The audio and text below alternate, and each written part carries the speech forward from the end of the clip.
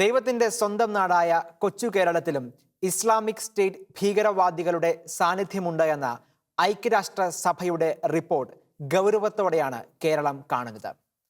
അതിനിടയിൽ ഈ കഴിഞ്ഞ ദിവസങ്ങളിൽ അഫ്ഗാനിസ്ഥാനിൽ IS നടത്തിയ ഭീകരാക്രമണത്തിന് നേതൃത്വം കൊടുത്തതും ഒരു മലയാളി ഡോക്ടറാണ് എന്ന വാർത്തയും അമ്പരപ്പോടെയാണ് നാം കാണുന്നത്. ഇതിനിടയിൽ കേരളം ഏറെ ചർച്ച ചെയ്യുന്ന സ്വർണ്ണക്കടത്ത് കേസും തീവ്രവാദ ബന്ധങ്ങളിലേക്കാണ് വിരൽ ചൂണ്ടപ്പെടുന്നത്.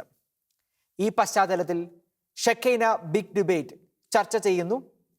വേരുറയ്ക്കുന്ന തീവ്രവാദം, വേരറക്കാൻ ആരുണ്ട്? ഈ ചർച്ചയിൽ എന്നോടൊപ്പം ചേരുന്നു Poonjar MLA Shri PC George, Muslim League സംസ്ഥാന secretary Shri KS Hamsa, BJP സംസ്ഥാന സെക്രട്ടറി അഡ്വക്കേറ്റ് B ഗോപാലകൃഷ്ണൻ. 3 പേർക്കും ഈ ചർച്ചയിലേക്ക് സ്വാഗതം. ശ്രീ KS ഹംസ, കേരളം മുഴുവൻ സ്വർണ്ണക്കടത്ത് വിഷയത്തിന്റെ ചർച്ചയിലാണ്. NIA ഒരു കേസ് അന്വേഷിക്കുമ്പോൾ അതിൽ തീവ്രവാദ ബന്ധത്തിന്റെ സാധ്യത ഉള്ളപ്പോൾ മാത്രമാണ് NIA ഒരു കേസ് അന്വേഷിക്കുന്നത്. നമുക്ക് എല്ലാവർക്കും അറിയാം. ഈ ഒരു വിഷയത്തിൽ മുസ്ലിം ലീഗിന്റെ നിലപാട് എന്താണ്? ഈ ഒരു സ്വർണ്ണക്കടത്ത് കേസിന്റെ അന്വേഷണം പൂർത്തിയാകുമ്പോൾ വളരെ വ്യക്തമായ തീവ്രവാദ ബന്ധങ്ങൾ അത് തെളിഞ്ഞു വരാനുള്ള സാധ്യതയില്ലേ?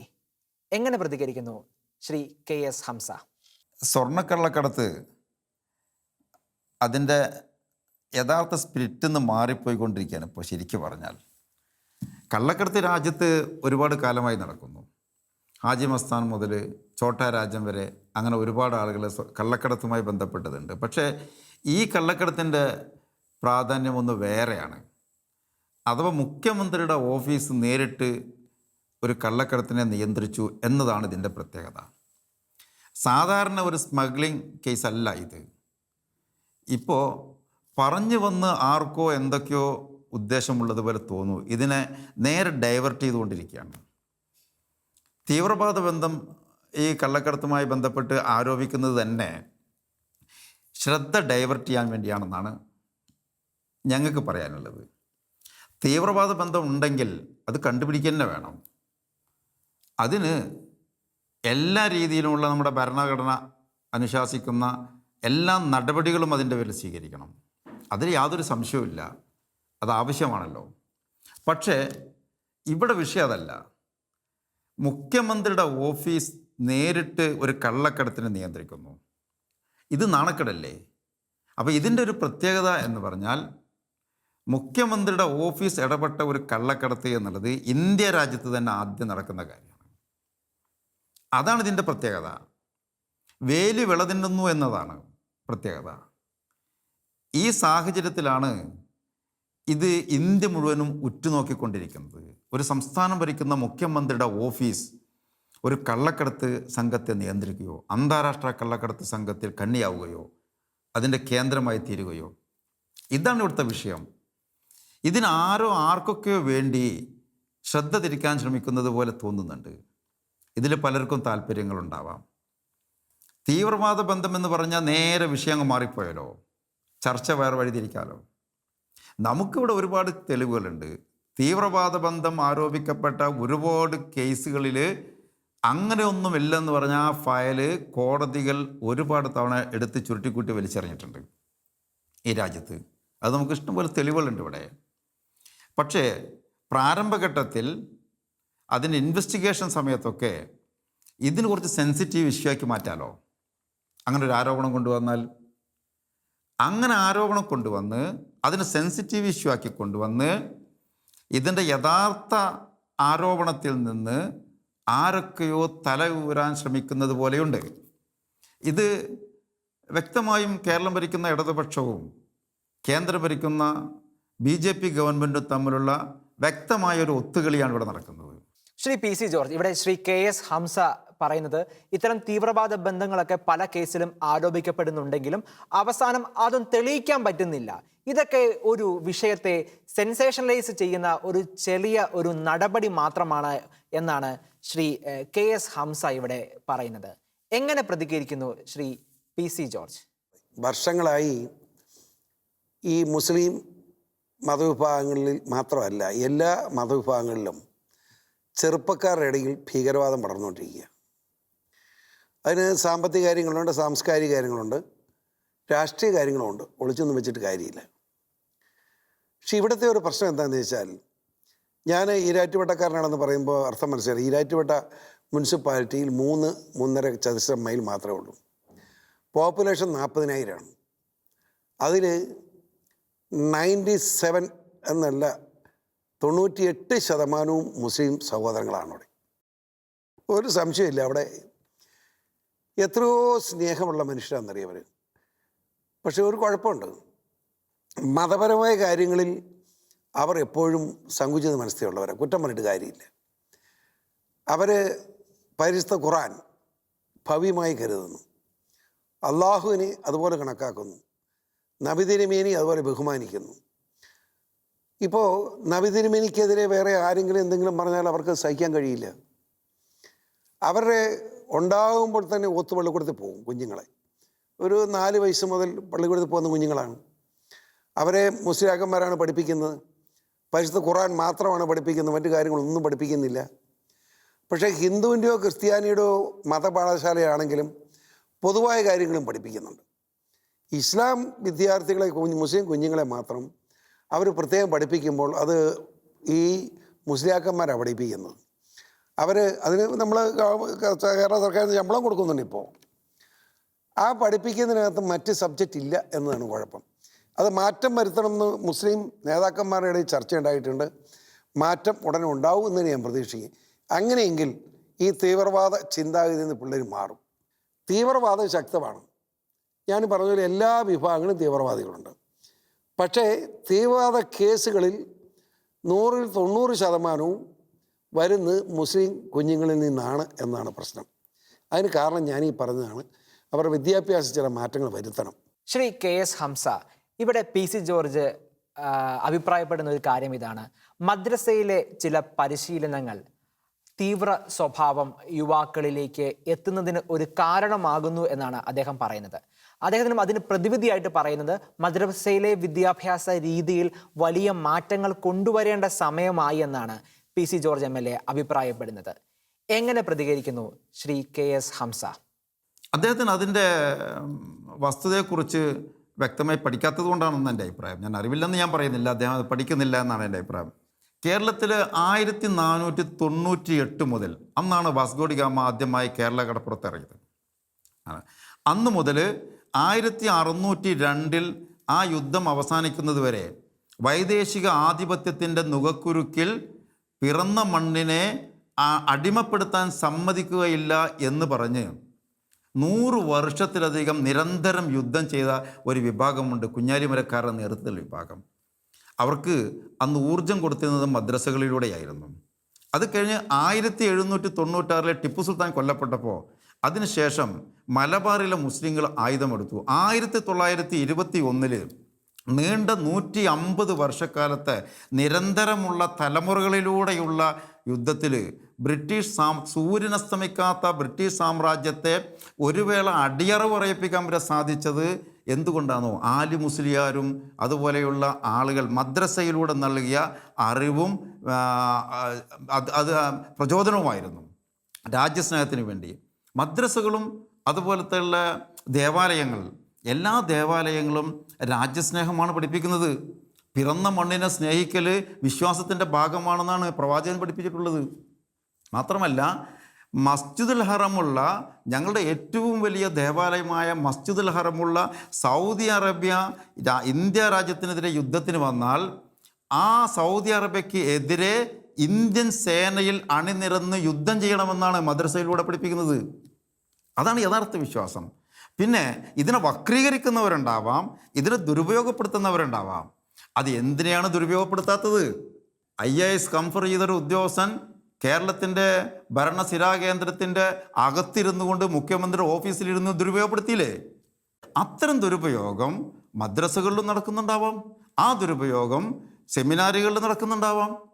അപ്പോൾ ഇതൊന്നും ആരും തെറ്റിദ്ധരിപ്പിക്കാനോ അല്ലെങ്കിൽ പരസ്പരം കടിപിടി കൂടാനോ ഒന്നും ആരും പഠിപ്പിക്കുന്നില്ല. അതിനെ നോക്കിക്കാണുന്നതിൻ്റെ തെറ്റാണ്, നോക്കിക്കാണുന്നതിൻ്റെ മിസ്റ്റേക്കാണത്. അല്ലാതെ ദൈവിക വിശ്വാസത്തിൻ്റെയോ മതപഠനത്തിൻ്റെയോ മദ്രസകളുടെയോ പാഠശാലകളുടെയോ ഒന്നും പ്രശ്നമല്ല.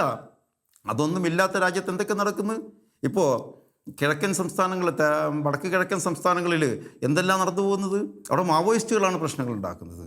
മാവോയിസ്റ്റുകൾ പ്രശ്നങ്ങൾ ഉണ്ടാക്കുന്നതൊക്കെ മദ്രസയെ പിടിച്ചിട്ടാണോ? അവർക്കൊരു മദ്രസയില്ല, പാഠശാലയില്ല, അവർക്ക് ഭൗതിക വിദ്യാഭ്യാസം മാത്രമേ ഉള്ളൂ. അപ്പോൾ ഇതൊക്കെ ഒറ്റപ്പെട്ട സംഭവങ്ങളാണ്. ക്രിമിനൽ സ്വഭാവം ഉണ്ടാവുക എന്നുള്ളത് എല്ലാ മനുഷ്യരിലും ഉള്ളതാണ്. അത് ഒറ്റപ്പെട്ട സംഭവങ്ങളെ പർവ്വതീകരിച്ച് കണ്ട് ഏതെങ്കിലും ഒരു വിഭാഗത്തിനെ എതിരെ തേജോവധം ചെയ്യാനുള്ള മനസ്സുമായി പോകുന്നത്, അതാണ് വക്രത. ആ ദൃഷ്ടിക്കാണ് വക്രത എന്ന് പറയേണ്ടത്. അഡ്വക്കേറ്റ് ബി ഗോപാലകൃഷ്ണൻ, നമ്മൾ ഇന്നലെ പത്രങ്ങളിൽ കഴിഞ്ഞ ദിവസങ്ങളിലൊക്കെ വായിച്ചു അഫ്ഗാനിസ്ഥാനിലെ ഭീകര പ്രവർത്തനങ്ങൾക്ക് നേതൃത്വം കൊടുക്കുന്ന മലയാളിയെക്കുറിച്ച്. ഇത് കേവലം ഒരു ഒറ്റപ്പെട്ട സംഭവമല്ലല്ലോ. ഇങ്ങനെ ഒത്തിരി സംഭവം നമ്മൾ കഴിഞ്ഞ ദിവസങ്ങളിലും കഴിഞ്ഞ വർഷങ്ങളിലും കുറേ കാലങ്ങളായി നമ്മൾ അറിയുകയും കേൾക്കുകയും ചെയ്യുന്നതല്ലേ. എങ്ങനെ പ്രതികരിക്കുന്നു അഡ്വക്കേറ്റ് ബി ഗോപാലകൃഷ്ണൻ? കേരളം തീവ്രവാദത്തിൻ്റെ, ഭീകരവാദത്തിൻ്റെ സാകേതമായി ഒരു ഒളിത്താവളമായി മാറി എന്നുള്ളത് ഇന്നും ഇന്നലെയും ആരെങ്കിലും പറയുന്നതല്ല. ഇന്ത്യ ഭരിച്ചിരുന്ന എല്ലാ പ്രധാനമന്ത്രിമാരും സ്വാഭാവികമായിട്ടും അവരുടെ നേതൃത്വത്തിലുണ്ടായിരുന്ന അന്വേഷണ ഏജൻസികൾ, ആ ഏജൻസികൾ റിപ്പോർട്ടുകൾ കൊടുത്തതിൻ്റെ അടിസ്ഥാനത്തിൽ ദക്ഷിണ ഇന്ത്യ പാകിസ്ഥാൻ്റെ ഒളിത്താവളമായി മാറുന്നു, ഭീകരവാദത്തിൻ്റെ ഒളിത്താവളമായി മാറുന്നു എന്നെല്ലാം പണ്ടേ സൂചിപ്പിച്ചിരുന്നു.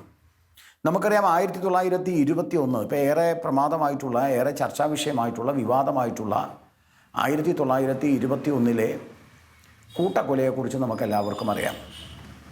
അപ്പോൾ 1921 മാപ്പിള ലഹള, അത് മാപ്പിള ലഹള ആയിരുന്നു എന്നുള്ളതിനകത്തൊരു സംശയവുമില്ല, ചരിത്രകാരന്മാർക്ക് സംശയമില്ല. മാതൃഭൂമി റിലീസ് ചെയ്തിട്ടുള്ള മാധവൻ നായരുടെ പുസ്തകം, ആ പുസ്തകത്തിൽ കോൺഗ്രസിൻ്റെ പ്രസിഡൻ്റായിരുന്നു അദ്ദേഹം. അദ്ദേഹത്തിൻ്റെ പുസ്തകം, അതുപോലെ കേളപ്പജിയുടെ പുസ്തകം, മാതൃഭൂമിയുടെ തന്നെ ചീഫ് എഡിറ്ററായിരുന്ന കെ പി കേശവമേനോൻ്റെ പുസ്തകം, അങ്ങനെയുള്ള ഈ പുസ്തകങ്ങളിലൊക്കെ കൃത്യമായി അത് വിവരിച്ചിട്ടുണ്ട്. ആ വാര്യംകുന്നൻ അടക്കമുള്ള അന്നത്തെ മാപ്പിള ലഹളയ്ക്ക് നേതൃത്വം കൊടുത്ത ആളുകൾ, അല്ലെങ്കിൽ അന്ന് മാപ്പിള ലഹളയിൽ പങ്കെടുത്ത ആളുകൾ, അവർക്ക് ആ മാപ്പിള ലഹളയിൽ പങ്കെടുത്ത ആളുകൾക്ക് കോൺഗ്രസ് തമ്പ്രപത്രം കൊടുത്തു, പെൻഷൻ കൊടുത്തു. CPM അവർക്ക് പെൻഷൻ കൊടുക്കാൻ കാരണമാക്കിയത് മാപ്പിള ലഹളയല്ല, കർഷക ലഹളയാന്ന് പറഞ്ഞു. അപ്പം മാപ്പിള ലഹളയെ വെള്ളപൂശി കർഷക ലഹളയാക്കി അവർക്ക് തമ്പ്രപത്രം കൊടുത്തു, അവർക്ക് പെൻഷൻ കൊടുത്തു. എന്തിനു വേണ്ടി അത് ചെയ്തത്? അത് ചെയ്തത് സംഘടിത വോട്ട് നേടാൻ വേണ്ടിയാണ്.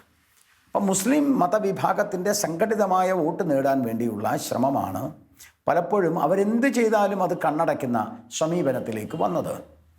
അവിടെ നിന്നാണ് പിന്നെ ലോകം മുഴുവനും, പ്രത്യേകിച്ച് പാകിസ്ഥാനിൽ ഓപ്പറേഷൻ തോക്ക് പാക്ക് എന്ന് പറയുന്ന സിയാഉൽ ഹക്കിൻ്റെ സമീപനം, ആ സമീപനത്തെ ഇന്ത്യയിലേക്ക് വ്യാപിപ്പിച്ചപ്പോൾ ആ വ്യാപനം ഏറ്റെടുത്ത് മൗദൂദിയുടെ സംഘടനയായിട്ടുള്ള സിമി ആയിരുന്നു.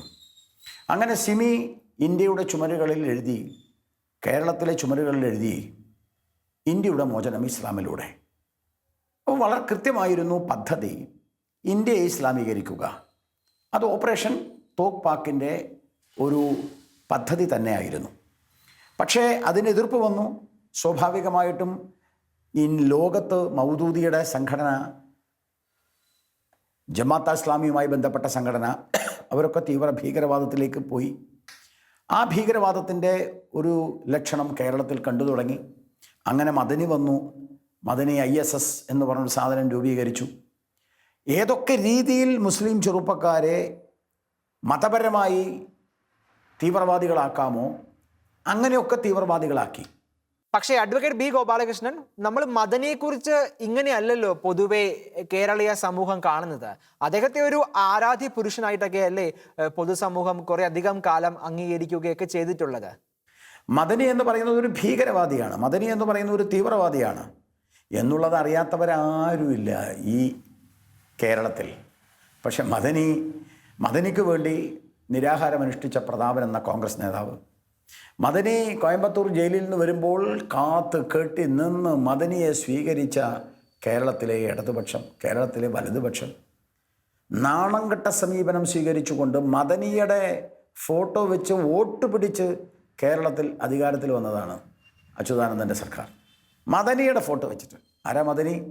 മദനിയും മഹാത്മാഗാന്ധിയും ഒന്നാണെന്ന് പ്രഖ്യാപിച്ചു. അപ്പോൾ ഏതൊക്കെ രീതിയിൽ ഭീകരവാദത്തിന് വെള്ളപൂശാമോ അങ്ങനെയൊക്കെ ചെയ്തു ഇവിടുത്തെ രാഷ്ട്രീയ പ്രസ്ഥാനം മത്സരിക്കുകയായിരുന്നു. അപ്പോഴാണ് എ കെ ആൻ്റണിയുടെ പ്രസ്താവന വന്നത്. കേരളം, അച്യുതാനന്ദൻ്റെയും എ കെ ആൻ്റണിയും ഒരേപോലെ. അച്യുതാനന്ദൻ പറഞ്ഞു കേരളം പാകിസ്ഥാൻ്റെ ഒളിത്താവളമാണ്. എ കെ ആൻ്റണി പറഞ്ഞു മതന്യൂനപക്ഷങ്ങൾ സമ്മർദ്ദത്തിലൂടെ കീഴടക്കുന്നു. അത് അദ്ദേഹം പറഞ്ഞത് എപ്പോഴാണ്? അത് അദ്ദേഹം പറഞ്ഞത് കോഴിക്കോട് കടപ്പുറത്ത് നടന്ന കൊലപാതകത്തെക്കുറിച്ചാണ്. നിരപരാധികളായിട്ടുള്ള ആളുകളെ കടപ്പുറത്ത് വെട്ടിക്കൊന്നപ്പോൾ ആ വെട്ടിക്കൊല്ലലുമായി ബന്ധപ്പെട്ട് കേരളത്തിൽ നടന്നിട്ടുള്ള കാര്യങ്ങൾ നമുക്കെല്ലാവർക്കും അറിയാം. എന്തിനായിരുന്നു കോഴിക്കോട് കടപ്പുറത്ത് പാവപ്പെട്ട ആളുകളെ വെട്ടിക്കൊന്നത്? എന്താ കാരണം? ഒരു കാരണവുമില്ല. മതപരമായ ലഹള ഉണ്ടാക്കാൻ അവർ വിചാരിച്ച മാതിരി ലഹള ഉണ്ടായില്ല. പക്ഷേ കേരളത്തിൽ പ്രത്യേകിച്ച് തീരപ്രദേശങ്ങൾ ഈ ഇടതുപക്ഷത്തിൻ്റെയും വലതുപക്ഷത്തിൻ്റെയും തലോടൽ കൊണ്ട് മതപരമായിട്ടുള്ള ഭീകരവാദ പ്രവർത്തനത്തിന് ശക്തി വർദ്ധിച്ചു. ആ ശക്തി കൂടി വന്നു. തടയിടാൻ ആരുമില്ലാതായി. അങ്ങനെ അവസാനം അത് പല വഴിയിലേക്ക് തിരിഞ്ഞു. ആ സമയത്തെല്ലാം അവരെ സംരക്ഷിക്കുവാനുള്ള തീരുമാനമെടുത്തു. അതിനുശേഷമാണല്ലോ ഈ ISS എന്നുള്ള സംഘടന മാറി അത് കോളേജ് ഫ്രണ്ടായി. അതിനുശേഷം അത് ഓരോ സമയത്തും ഓരോ പേര് സ്വീകരിച്ചു. NDF ആയി, പിന്നെ ഇപ്പോൾ SDP ആയി. അങ്ങനെ പലതരത്തിലുള്ള പേരുകളിൽ അവരറിയപ്പെട്ടു. ഇതൊക്കെ തന്നെ സിമിയുടെ പുനർജന്മങ്ങളാണ്.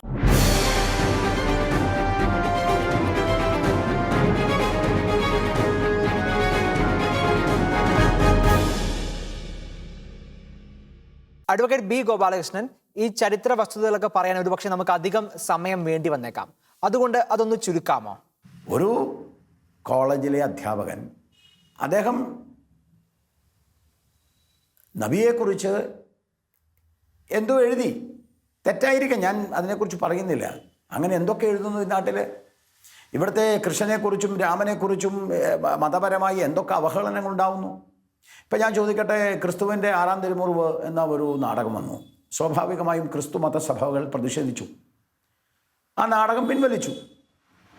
പക്ഷേ ക്രിസ്തു മതത്തിൻ്റെ സംഘടനകൾ പോയിട്ട് കൈവെട്ടാനും കാലുവെട്ടാനും പോയില്ലല്ലോ. പക്ഷെ ഇവിടെ എന്താ നടന്നത്? ജോസഫ് എന്ന് പറയുന്ന മാഷിൻ്റെ കൈവെട്ടിക്കളഞ്ഞു, എഴുതിയ കൈവെട്ടിക്കളഞ്ഞു. സ്വന്തം ഭാര്യയും കുടുംബവുമായിട്ട് യാത്ര ചെയ്തു പോകുന്ന മനുഷ്യൻ, അയാളുടെ കാറിനെ 2 ചെറുപ്പക്കാർ വന്ന് വലം വെക്കുന്നു, മോട്ടോർ സൈക്കിൾ നിർത്തുന്നു, അമ്മയുടെയും ഭാര്യയുടെയും കുട്ടികളുടെയും മുമ്പിൽ വെച്ച് നടു റോട്ടിൽ വലിച്ചിറക്കി അയാളുടെ കൈവെട്ടിക്കളയുന്നു. എത്ര കൊടും ക്രൂരതയാണ് ചെയ്യുന്നത്. ഈ കൊടും ക്രൂരത ചെയ്ത ആളുകളെയും ഇവിടുത്തെ ഇടതും വലതും കക്ഷികൾ തലോടുന്നു. ശ്രീ PC ജോർജ്, ഈ പറയുന്ന കൈവെട്ട് കേസിലെ പ്രതിയെ തന്നെയല്ലേ കഴിഞ്ഞ ദിവസം സ്വർണ്ണക്കടത്തിലെ കേസിൽ NIA അറസ്റ്റ് ചെയ്തത്? അങ്ങനെ നോക്കുമ്പോൾ ഈ 2 വിഷയങ്ങളും തമ്മിൽ വളരെ ഗൗരവകരമായ, വളരെ ഗുരുതരമായ ഒരു ബന്ധമില്ലേ? നമ്മുടെ തൊടുപുഴയിലെ വക്കീലിന്, കോളേജ് അധ്യാപകന് കൈവെട്ടിയ കേസിലെ പ്രതി ബഹുമാനപ്പെട്ട കോടതി അങ്ങ് വെറുതെ വിട്ടു. നമ്മുടെ കോടതി അങ്ങ് വെറുതെ വിടാനും ഇരിക്കുന്നുണ്ട്. കുറച്ച് വെറുതെ വിട്ടു. ഇപ്പോൾ NIA പിടിച്ചപ്പോൾ എന്തായി? അത് തീവ്രവാദത്തിന് നേതൃത്വം കൊടുക്കുന്നയാളാണ്. അതായത് ആ അധ്യാപകനെ ചൂണ്ടിക്കാണിച്ചു കൊടുത്ത് വെട്ടിച്ചതാണ് അയാളാണ്. ഇപ്പോൾ NIA പിടിച്ചു കഴിഞ്ഞപ്പോഴാണ് അയാളെല്ലാം സമ്മതിച്ചിരിക്കുന്നു. അപ്പോൾ കോടതി കഴിറ്റി, അപ്പം കോടതി ഇനിയെങ്കിലും ജഡ്ജിമാരിതൊരു വിവരം ഉണ്ടാകാൻ വേണ്ടി ഉപയോഗിക്കട്ടെ, അത്ര ഞാൻ പറയുന്നുള്ളൂ. ഈ തീവ്രവാദം അത് ഹിന്ദുവാണേലും ക്രിസ്ത്യാനിയാണെങ്കിലും മുസ്ലിമാണെങ്കിലും ഏത് തീവ്രവാദവും തെറ്റാണ്. അതിനെതിരായിട്ടുള്ള നടപടി സ്വീകരിക്കാനുള്ള ആർജവം കാണിക്കണം. ഇവിടെ ഞാൻ പറഞ്ഞല്ലോ, നമ്മുടെ ഈ മേഖല നടക്കുന്ന തീവ്രവാദത്തിനൊക്കെ സഹായകരമായ പണം മുടക്കുന്ന എവിടെ നിന്ന്? ഈ സ്വർണ്ണക്കടത്തിൽ നിന്ന്. ഈ സ്വർണ്ണക്കടത്തിലൂടെ കിട്ടുന്ന പണം എവിടെ പോകുന്നു? തീവ്രവാദത്തിന്. അത് മുഴുവൻ മുസ്ലിം തീവ്രവാദത്തിന് വേണ്ടി ഉപയോഗിക്കുന്നു. മാന്യമായി ജീവിക്കുന്ന നല്ല ഒന്നാന്തരം മതവിശ്വാസികളെ, മുസ്ലിം സഹോദരങ്ങളെ, നാല് ചെറുപ്പക്കാരെ പോലും തെറ്റിദ്ധരിപ്പിച്ച് ഈ തീവ്രവാദത്തിലേക്ക് കൊണ്ടുവന്ന സാഹചര്യം തടയാൻ ശക്തമായ ഇടപെടൽ ആവശ്യമാണ്. അഡ്വക്കേറ്റ് ബി ഗോപാലകൃഷ്ണൻ, എന്തുകൊണ്ടായിരിക്കും ഇത്രയും തീവ്ര സ്വഭാവമുള്ള സംഘടനകളിലേക്ക് നമ്മുടെ യുവജനങ്ങൾ ആകർഷിക്കപ്പെടുക? ജമ്മു കാശ്മീരിലെ തീവ്രവാദികൾക്ക് എല്ലാവിധ സഹായവും ചെയ്തുകൊണ്ട് അവിടെ പോയി, കാശ്മീരിൽ പോയി ഇന്ത്യൻ പട്ടാളത്തിനെതിരെ വെടിവെച്ചു മലയാളി. നിങ്ങളൊന്ന് ആലോചിച്ച് നോക്ക്. തടിയൻ്റെ ഇവിടെ നസീർ ജയിലിലുണ്ട്. ഇന്ത്യക്കെതിരെ, ഇന്ത്യയുടെ പട്ടാളക്കാർക്കെതിരെ ഇവിടെ കേരളത്തിൽ നിന്ന് പോയിട്ട് ജമ്മു കാശ്മീരിൽ. അതിനുശേഷം നാം അറിഞ്ഞു ആട് മേയ്ക്കാൻ വേണ്ടി സിറിയയിലേക്ക് പോകുന്നു. എവിടേക്ക് പോകുന്നത്? IS അടുത്തേക്ക് പോകുന്നു. ഈ കേരളത്തിൽ, ഈ സാക്ഷര കേരളത്തിൽ, പുരോഗമന കേരളത്തിൽ, ഗോഡ്സ് ഓൺ കൺട്രി എന്നറിയപ്പെടുന്ന ഈ കേരളത്തിൽ നിന്ന് 25-30 ആളുകൾ പോയിരിക്കുന്നു. പക്ഷേ വളരെ ശ്രദ്ധിക്കണം, പോയത് ഏതാണ്ട് 30% പുരുഷന്മാർ മുസ്ലിമാണെങ്കിൽ ക്രിസ്ത്യാനികളായിട്ടുള്ള പെൺകുട്ടികളെയും ഹിന്ദുക്കളായിട്ടുള്ള പെൺകുട്ടികളെയും കൺവെർട്ട് ചെയ്തിട്ടാണ് അവർ കൊണ്ടുപോയത്. എന്ന് പറഞ്ഞാൽ ആ ഗർഭപാത്രം അവിടെ കൊണ്ടുപോയി ആ സ്ത്രീകളെ ISലെ കൊലയാളികൾക്ക് അവരുടെ തൃഷ്ണ ശമിപ്പിക്കുവാൻ വേണ്ടി കൊടുക്കുകയാണ്, അടിമപ്പണിക്ക് വേണ്ടി കൊടുക്കുകയാണ്. ഇങ്ങനെ അടിമപ്പണിക്ക് കൊടുത്താൽ ഖുർആൻ പറയുന്ന എന്തോ വലിയ സ്വർഗരാജ്യം കിട്ടുമെന്നൊക്കെയാണ് അവർ പഠിപ്പിക്കുന്നത്. ഞാൻ പറഞ്ഞു വരുന്നത്, ഈ കേരളത്തിലെ പുരോഗമനമുണ്ടെന്ന് നാം വാദിക്കുന്ന കേരളത്തിൽ നിന്ന് ഇന്ത്യയിലെ മറ്റൊരു സംസ്ഥാനത്തു നിന്നും പോയിട്ടില്ല.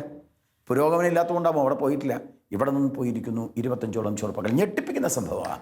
പിന്നീട് നമ്മൾ അറിയുന്നു, സ്ത്രീകളെ, പെൺകുട്ടികളെ, ക്രിസ്ത്യൻ സഭയിൽ നിന്നുള്ള പെൺകുട്ടികളെ, ഹിന്ദു സമൂഹത്തിൽ നിന്നുള്ള പെൺകുട്ടികളെ, ആ പെൺകുട്ടികളെ വലവീശി, ആ പെൺകുട്ടികളെ നിക്കാഹ് എന്ന് പറഞ്ഞ് പ്രേമിച്ച് വലവീശി അവർ കൊണ്ടുപോകുന്നു, മതം മാറ്റുന്നു. മതം മാറ്റിക്കഴിഞ്ഞാൽ ഒരു ഹിന്ദു പെൺകുട്ടിയെ മതം മാറ്റിയാൽ ഇത്ര രൂപ, ഒരു ക്രിസ്ത്യൻ പെൺകുട്ടിയെ മതം മാറ്റിയാൽ ഇത്ര രൂപ. മുസ്ലിം ചെറുപ്പക്കാർക്ക് എല്ലാം കൊടുക്കുന്നു. മുസ്ലിം ചെറുപ്പക്കാർ ആടയാഭരണങ്ങൾ അണിഞ്ഞ് മുന്തിയ കാറിൽ മോട്ടോർ സൈക്കിളൊക്കെ ആയി വന്ന് പാവം പെൺകുട്ടികൾ, കോളേജിൽ പോകുന്ന കുട്ടികൾ, എട്ടും പൊട്ടും തിരിയാത്ത കുട്ടികൾ, ആ കുട്ടികളെ വലവീശുന്നു. ശ്രീ KS ഹംസ, ഇവിടെ അഡ്വക്കേറ്റ് ബി ഗോപാലകൃഷ്ണൻ ലവ് ജിഹാദിനെ കുറിച്ച് വളരെ വ്യക്തമായിട്ട് ഇവിടെ സംസാരിച്ചു കഴിഞ്ഞു. എന്താണ് ഈ വിഷയത്തിൽ താങ്കളുടെ പ്രതികരണം? ശ്രീ അഡ്വക്കേറ്റ് ബി ഗോപാലകൃഷ്ണൻ എൻ്റെ പ്രിയപ്പെട്ട സുഹൃത്താണ്. അദ്ദേഹം ആദ്യം BJP നിന്നിട്ട് പോന്നാലാണ് അദ്ദേഹം യഥാർത്ഥ മനുഷ്യനാവുള്ളൂ. അതാ പ്രശ്നമുള്ളത്. ഇവിടെ എന്താ അദ്ദേഹത്തിൻ്റെ പറഞ്ഞത്? ലവ് ജിഹാദ് എന്നൊരു സംഗതി ഇല്ലെന്ന് അദ്ദേഹത്തിൻ്റെ ഭരിക്കുന്ന, അദ്ദേഹത്തിൻ്റെ പാർട്ടി ഭരിക്കുന്ന കേന്ദ്രത്തിൻ്റെ ഇൻ്റലിജൻസ് വിഭാഗമല്ലേ സുപ്രീം കോടതിയിൽ പറഞ്ഞത് ലവ് ജിഹാദ് എന്നൊരു സംഗതി നടക്കുന്നില്ല എന്നിവിടെ? കേരളത്തിലെ പോലീസ് പറഞ്ഞല്ലോ, ഹൈക്കോടതിയിൽ പറഞ്ഞല്ലോ ലവ് ജിഹാദ് എന്നൊരു സംഗതി ഇല്ല എന്നുള്ളത്. അത് ആരുടെയൊക്കെയോ കാൽപ്പനിക കഥകളാണെന്ന് പറഞ്ഞല്ലോ. പിന്നെ എന്തിനാ ആയുധം പിടിച്ച് നടക്കുന്നത്? ഇങ്ങനെ ഉണ്ടാക്കുക, അങ്ങനെ സ്വർണം കൊണ്ടുവരുന്നു, ആ സ്വർണം കൊണ്ടുവന്നിട്ട് അത് വിറ്റിട്ട് പൈസ ഉണ്ടാക്കുന്നു, എന്നിട്ട് ലവ് ജിഹാദിനെ ഏൽപ്പിക്കുന്നു. എന്തെല്ലാം കാൽപ്പനികതയാണ് നടക്കുന്നത്. അഡ്വക്കേറ്റ് ബി ഗോപാലകൃഷ്ണൻ, ഇവിടെ ശ്രീ KS ഹംസ ഉന്നയിച്ച ഒരു ആരോപണം വളരെ പ്രസക്തമല്ലേ? കേന്ദ്ര ആഭ്യന്തര മന്ത്രാലയം തന്നെയല്ലേ പാർലമെന്റിൽ പറഞ്ഞത് ഇവിടെ ലവ് ജിഹാദ് ഇല്ല എന്ന്? എങ്ങനെയാണ് താങ്കൾ ഇതിനോട് പ്രതികരിക്കുക? ലവ് ജിഹാദ് എന്ന് പറഞ്ഞിട്ടൊരു ക്രൈമില്ല. ഒരു ക്രൈം, ഇന്ന രീതിയിൽ ഒരു ക്രൈം വരുമ്പോൾ മാത്രമാണ് ആ ക്രൈം നമുക്ക് പാർലമെൻറ്റിൽ ചോദിക്കാൻ പറ്റും. ആ ചോദ്യം തന്നെ അബദ്ധമാണ്. ബെന്നി ബെഹനാൻ ആ ചോദിച്ചിരിക്കുന്നത് തന്നെ ലവ് ജിഹാദിനെ സംരക്ഷിക്കാനാണ്. ലവ് ജിഹാദ് ഒരു യാഥാർത്ഥ്യമാണ്. ഇപ്പം നിങ്ങൾ എന്തുകൊണ്ടാണ് എന്നോട് ആ ചോദ്യം ചോദിച്ചത്? ബെന്നി ബെഹനാൻ ചോദിച്ചുകൊണ്ടാണ്. ലവ് ജിഹാദ് എന്ന് പറഞ്ഞൊരു ക്രൈം ഇന്ത്യയിലില്ല. ലവ് ജിഹാദ് എന്ന് ഒരു ക്രൈം ഇടാൻ പറ്റില്ല. മാൻ മിസ്സിങ് കേസാണ് ഇടുക FIRൽ. പക്ഷെ മാൻ മിസ്സിങ് കേസിൽ ഒരു പെൺകുട്ടി മാൻ മിസ്സിങ് കേസിൽ പെട്ടു. ആ പെൺകുട്ടിയെ അച്ഛനും അമ്മയും കൊടുത്തു കേസ്. കുട്ടിയെ കാണാനില്ല. പക്ഷേ കുറച്ച് ദിവസം കഴിയുമ്പോൾ കാണുന്നു ആ കുട്ടി, ഇതിപ്പോൾ ഇന്നലെ ഏതൊരു കുട്ടിയുടെ പേര് പറയുന്നത് അപർണാന്നോ ആതിരാന്നോ മറ്റോ പറഞ്ഞിട്ട്, ആ കുട്ടി പിന്നെ കാണുന്നത് എന്താ, മലപ്പുറത്തെ പാഠശാലയിൽ ഇസ്ലാം മതം പഠിക്കുന്നു. അടുത്ത ആഴ്ച ഇസ്ലാം മതം പഠിപ്പിച്ചതിന് ശേഷം ആ കുട്ടിയുടെ വീട്ടുകാരെ, ശരി നീ ഇസ്ലാം ആയിക്കോ, എന്നാൽ വിരോധമില്ല, നീ എൻ്റെ മോള് തന്നെയല്ലേ എന്ന് പറഞ്ഞ് അടുത്ത ആഴ്ച ആ കുട്ടി ISന് വേണ്ടി പോയി. ഇതിനെ എന്താ നമ്മൾ പേരിടുക? ഇതിൻ്റെ പേരാണ് ലവ് ജിഹാദ്. കാരണം ഈ കുട്ടിയെ പ്രേമിച്ചാണ് കൊണ്ടുവരുന്നത്, പ്രേമിച്ചു കൊണ്ടുവരികയാണ് കോളേജിൽ നിന്ന്. പക്ഷേ അതൊരു ക്രൈമല്ല. ക്രൈമാണോ? ക്രൈമല്ല, അതൊരു ഒളിയമ്പാണ്. നിങ്ങൾ ബെന്നി ബെഹനാൻ ചെയ്ത ഒരു ക്രൂരത എനിക്ക് തോന്നുന്നു ക്രിസ്ത്യൻ മതത്തോട് ചെയ്ത ക്രൂരതയാണ് എന്ന് തന്നെ എനിക്ക് പറയാം. കാരണം കേരളത്തിൽ ക്രിസ്ത്യൻ മതത്തിലുള്ള പെൺകുട്ടികളെ ലവ് ജിഹാദിന് വേണ്ടി ഉപയോഗിക്കുന്നുണ്ട്. എൻ്റെ അടുത്ത ചോദ്യം ശ്രീ PC ജോർജിലേക്കാണ് നീങ്ങുന്നത്. ശ്രീ PC ജോർജ്, ഈ പറയുന്ന സ്വർണ്ണക്കടത്ത് കേസിൽ UAEയിലെ കോൺസുലേറ്റിലെ ഉദ്യോഗസ്ഥർക്ക് പങ്കുണ്ട് എന്ന് ഏറെക്കുറെ വ്യക്തമായിരിക്കുകയാണ്. ഈ ഒരു സ്വർണ്ണക്കടത്ത് കേസിൽ UAE-യിലെയും ഇന്ത്യയിലെയും ഉദ്യോഗസ്ഥരുടെ അല്ലെങ്കിൽ കള്ളക്കടത്ത് സംഘങ്ങളുടെ ഒരു സംഘടിതമായ ഒരു ശ്രമം താങ്കൾ സംശയിക്കുന്നുണ്ടോ? UAE-യിലെ ഉത്തരവാദിത്തപ്പെട്ട ആളുകളുടെ സഹായത്തോടു കൂടി അല്ലാതെ ഇതുപോലെ നയതന്ത്ര ചാനലിലൂടെ സ്വർണം കടത്താൻ കഴിയില്ല, അവരുടെ അനുവാദമില്ലാതെ. പിന്നെ അതൊക്കെ ഒളിച്ചു, പിന്നെ രണ്ട് രാജ്യങ്ങൾ തമ്മിലുള്ള പ്രശ്നമാകുമ്പോൾ അത് വേണം ചിലപ്പോൾ NIA ഒളിച്ചു വെച്ചേക്കാം, പക്ഷേ എനിക്കിത് പറയാതിരിക്കാൻ കഴിയില്ല. യാതൊരു സംശയമില്ല, അതിൽ വളരെ ഉത്തരവാദിത്വം ആ രാജ്യത്തിനുമുണ്ട്. നയതന്ത്ര ബന്ധത്തിൽ എന്ത് വിഘടിതം ഉണ്ടായാലും ഇത് അനുവദിക്കാൻ പാടില്ലാത്തതാണ് കേന്ദ്ര ഗവൺമെൻറ് എന്ന് തന്നെയാണ് എൻ്റെ അഭിപ്രായം. ഞാൻ ചോദിക്കട്ടെ, ഒരു സ്ത്രീയെപ്പറ്റി പറയുന്നുണ്ട്, ആ സ്ത്രീ എത്ര പാവമാണോ? കേരളത്തിലെ മുഴുവൻ രാഷ്ട്രീയ നേതാക്കന്മാരെയും എല്ലാവരെയും ഒന്നുമല്ല ഞാൻ പറയുന്നത്, പ്രമുഖരെ ചാക്കിട്ടില്ല, അവരുടെ ഇംഗിതത്തിന് വഴങ്ങാത്ത ആരെങ്കിലും ഉണ്ടായിരുന്നു? DGP പോലും അവരുടെ സുഹൃത്തായി മാറിയില്ലേ? ഇവിടുത്തെ ഓഫീസർമാർ മുഴുവൻ സുഹൃത്തായി മാറിയില്ലേ? അവൾ കൊണ്ടുവന്ന സ്വർണത്തിന് കണക്കുണ്ടോ? ഒരു പൈസ ഇൻകം ടാക്സ് അവൾ കൊടുത്തിട്ടില്ല. അവിടെ ഒരു ലോക്കർ തുറന്നപ്പോൾ 1 കോടി രൂപയും 1 കിലോ സ്വർണ്ണമുണ്ട്. എവിടുന്ന്? ഒരു പൈസ ഇൻകം ടാക്സ് കൊടുത്തിട്ടില്ല അവൾ. ഇതിപ്പോൾ ഇവിടെ എന്താ ഇവിടുത്തെ സ്റ്റേറ്റ് ടാക്സിൻ്റെയും ഇൻകം ടാക്സിൻ്റെയും ഉദ്യോഗസ്ഥന്മാർ എന്താ പണി? മുഖ്യമന്ത്രി പ്രിൻസിപ്പൽ സെക്രട്ടറി എവിടെ ആയിരുന്നു? ആളല്ലേ ഇതിനെല്ലാം ഒത്താശ ചെയ്ത് കൊടുത്തത്? ആൾ മുഖ്യമന്ത്രിയുടെ പ്രൈവറ്റ് സെക്രട്ടറി കൂടെ അല്ലായിരുന്നു. എന്നിട്ട് ബന്ധമില്ലെന്ന് ആരോടാ പറയുന്നത്? മുഖ്യമന്ത്രി പിണറായി വിജയൻ നേരിട്ട് സ്വർണ്ണക്കടത്തിന് കൂട്ടുനിന്നു എന്ന് പറയാൻ ഞാനില്ല, അദ്ദേഹം അറിഞ്ഞു കാണണമെന്നില്ല. പക്ഷേ അദ്ദേഹത്തിൻ്റെ മനസാക്ഷി സൂക്ഷിപ്പുകാരനാണ് ഈ പറപ്പ് കാണിച്ചത്, അറിയാവോ? അയാൾ ഇവളുമായിട്ടുള്ള ബന്ധം എത്ര മോശമായിരുന്നു. ഒരു സ്റ്റേറ്റിന് ഈ ഗതി ഉണ്ടാകുക എന്ന് പറഞ്ഞാൽ എത്ര ഭയങ്കരമാണ്. ഇത് തീവ്രവാദമുണ്ട്, ആ തീവ്രവാദത്തിനെതിരെ ശക്തമായ നിലപാട് സ്വീകരിക്കാൻ കേരള സർക്കാരും കേന്ദ്ര ഗവൺമെൻറ്റും തയ്യാറാണ്. NIA-യുടെ അന്വേഷണം വളരെ മാന്യമായ നിലയിൽ തന്നെയാണ് മുമ്പോട്ട് പോകുന്നത്. ഇത് ശക്തമായി മുൻപോട്ട് കൊണ്ടുപോകണം. ഇത് പങ്കാളികളെ മുഴുവൻ ജയിലിലാക്കി ഈ വർഗീയ ഭീകരത അവസാനിപ്പിക്കണം. Advocate B. ഗോപാലകൃഷ്ണൻ, NIA-യുടെ അന്വേഷണം ഓരോ ദിവസവും ഓരോ പുതിയ തലങ്ങളിലേക്ക് പോകുന്നതായിട്ടാണ് നമ്മൾ കാണുന്നത്. അത് വ്യവസായ മേഖലയിൽ, സിനിമാ മേഖലയിൽ, പല മേഖലയിലും ഈ പണം ഉപയോഗിക്കുന്നുവെന്ന് നമുക്ക് ഏറെക്കുറെ വ്യക്തമായിട്ടുണ്ട്. എന്താണ് താങ്കളുടെ അഭിപ്രായം? ഇപ്പോൾ ഈ സ്വർണ്ണക്കള്ളക്കടത്തുമായി ബന്ധപ്പെട്ട് NIA അന്വേഷണം വന്നപ്പോൾ, NIA-യുടെ അന്വേഷണം വന്നപ്പോൾ തന്നെ ഇവർ പലരും പേടിച്ചു. ആ NIA-യുടെ അന്വേഷണം വന്നപ്പോൾ മനസ്സിലാക്കാൻ കഴിയുന്നത് ഈ കള്ളക്കടത്താണ് സിനിമകളിലുള്ളത്. പല സിനിമയുടെയും പുതിയ സംവിധായകന്മാരൊക്കെ ഈ കള്ളക്കടത്തിൻ്റെ പിന്നിലുള്ളവരാണ്, കള്ളക്കടത്തിൻ്റെ പണം നേടുന്നവരാണ്. അതിൽ നിന്നുള്ള അന്വേഷണം മുന്നോട്ട് പോയപ്പോഴാണ് മനസ്സിലായി, ഞാൻ നേരത്തെ പറഞ്ഞ ജോസഫ് മാഷ്ടെ കൈവെട്ടിയ 24-ാം പ്രതി, ആ പ്രതി മൂവാറ്റുപുഴക്കാരൻ, അവൻ ഈ കള്ളക്കടത്തിൻ്റെ റാക്കറ്റിൽ സ്വർണ്ണ കള്ളക്കടത്ത് നടത്തി പണം കൊടുക്കുന്നതിൻ്റെ റാക്കറ്റുകാരനാണ്. അവിടെ നിന്നാണ് അറിയാൻ കഴിയുന്നത് ഇൻ്റർനാഷണലി തന്നെ ഇതിൻ്റെ റാക്കറ്റ് പ്രവർത്തിക്കുന്നു. അപ്പോൾ സ്വർണ്ണക്കള്ളക്കടത്ത് നിർബാധം നടക്കുന്നു, അനഭിമതരായിട്ടുള്ള ആളുകൾ വരുന്നു, ഇൻ്റർനാഷണൽ ഭീകര സംഘടനയുമായി ബന്ധപ്പെട്ട ആളുകൾ ഒളിഞ്ഞും തെളിഞ്ഞും പ്രവർത്തിക്കുന്നു. ഈ കേരളത്തിലെ ആളുകൾ ഇന്ത്യ വിരുദ്ധ മുദ്രാവാക്യം മുഴക്കി വെടിവെക്കാൻ പോകുന്നു. ഇപ്പോൾ അഫ്ഗാനിലും വെടിവെക്കാൻ പോകുന്നു. എങ്ങോട്ടാണ് കേരളം പോകുന്നത്? ഇവിടെ അഡ്വക്കേറ്റ് B. ഗോപാലകൃഷ്ണൻ വലിയൊരു ആശങ്കയാണ് ഇതിനോടകം തന്നെ പങ്കുവച്ചത്. ശ്രീ PC ജോർജ്, ഈ വിഷയത്തിൽ താങ്കൾക്ക് എന്തെങ്കിലും കൂട്ടിച്ചേർക്കാനുണ്ടോ? തീവ്രവാദം എവിടെ വരെ എന്ന് വെച്ചാൽ ഞാൻ ഇച്ചിരി കടുപ്പിച്ച് പറയാൻ ഉദ്ദേശിക്കുക. നമ്മുടെ തീവ്രവാദം കേരളത്തിൽ നിന്ന് തന്നെ 10,000-ഓളം ഹിന്ദു ക്രിസ്ത്യൻ കുട്ടികൾ മതപരിവർത്തനം ചെയ്യപ്പെട്ട് ലവ് ജിഹാദിൻ്റെ പേരിൽ കേരളത്തിനും ഇന്ത്യക്കും പുറത്തേക്ക് കടത്തപ്പെട്ടിട്ടുണ്ടെന്നാണ് 10,000-ന് മുകളിൽ. അതിൽ 2 പെൺകുട്ടികളുടെ ഒരു മെസ്സേജ് ഈയിടെ വന്നു. പേരൊന്നും ഞാൻ പറയുന്നില്ല. ഞങ്ങൾ കബളിപ്പിക്കപ്പെട്ട് വന്നിരിക്കുകയാണ്, നിങ്ങളെ രക്ഷിക്കണം. പിന്നെ ഒന്നും വന്നില്ല, അതെല്ലാം അന്നേ കൊലയപ്പെട്ട് പോയിട്ടുണ്ട്. അമേരിക്കയായിട്ട് യുദ്ധത്തിന് ഈ IS ഭീകരർ ഉപയോഗിക്കുന്ന നമ്മുടെ പാവപ്പെട്ട പെൺകുഞ്ഞുങ്ങളെയാണ്. ഒന്ന് ആലോചിച്ച് എത്ര ഭീകരതയാണ്. കൊണ്ടുപോയി മതം മാറ്റി മുസ്ലിമാക്കി, മരിച്ചാൽ ഉടനെ സ്വർഗത്തിൽ പോകും, അള്ളാഹുവിൻ്റെ മടിയിലേക്കാണ് പോകുന്നത് എന്ന് പറഞ്ഞ് കുട്ടികളെ മനസ്സിലാക്കി തീവ്രവാദം നടത്തിയാൽ ബോംബും അരക്കെട്ടിക്കൊണ്ട് പോവുക. അമേരിക്കക്കാരനിട്ട് ബോംബിട്ടാൽ മതി, അഫ്ഗാനിസ്ഥാൻ കണ്ട് ബോംബിട്ട് കഴിയുമ്പോൾ അന്നേരെ നമ്മൾ ചാകുന്ന കൂട്ടത്തിൽ അന്നേരെ അള്ളാഹുവിൻ്റെ മടിയിൽ എത്തുമോ? ഈ ഭീകരതയ്ക്കെതിരെ അടിയുറച്ച നിലപാട് സ്വീകരിച്ചുകൊണ്ടും എല്ലാവരും പോകണം. ശ്രീ KS ഹംസ, നമ്മൾ ഈ ചർച്ചയുടെ ഏറ്റവും അവസാന ഘട്ടത്തിലേക്ക് എത്തുകയാണ്. നമ്മൾ ഈ ചർച്ച ആരംഭിച്ചത് അഫ്ഗാനിസ്ഥാനിലെ IS ഗ്രൂപ്പുകളിലെ മലയാളി സാന്നിധ്യത്തെക്കുറിച്ച് പറഞ്ഞുകൊണ്ടായിരുന്നു. ഒരു ഉത്തരവാദിത്തപ്പെട്ട രാഷ്ട്രീയ പാർട്ടിയുടെ പ്രതിനിധി എന്ന നിലയിൽ ഞാൻ ചോദിക്കുകയാണ്, ഇത്തരം തീവ്ര സംഘടനകളിലേക്ക് നമ്മുടെ യുവാക്കൾ റിക്രൂട്ട് ചെയ്യപ്പെടുന്നത് ഒരു നേതാവ് എന്ന നിലയിൽ താങ്കളെ ആശങ്കപ്പെടുത്തുന്നില്ലേ? വളരെ ദുഃഖകരമായ ഒരു വാർത്തയായിരുന്നു അത്. ഞങ്ങളതിലേറെ ഉത്കണ്ഠാകുലരാണ് ഈ സംഭവത്തിൽ. കാരണം ഈ കേരള ജനതയിൽ മറ്റ് പ്രസ്ഥാനങ്ങളെ അപേക്ഷിച്ച് മുസ്ലിം ലീഗാണ് ഈ മണ്ണിനെ മതേതരത്വത്തിൻ്റെ ശാദ്വല ഭൂമികയാക്കി നിലനിർത്തുന്നതിൽ ഏറെ പങ്ക് വഹിച്ച പാർട്ടിയാണ് ഈ ലീഗ്. അതിന് വില കൊടുക്കേണ്ടി വന്നിട്ടുണ്ട്.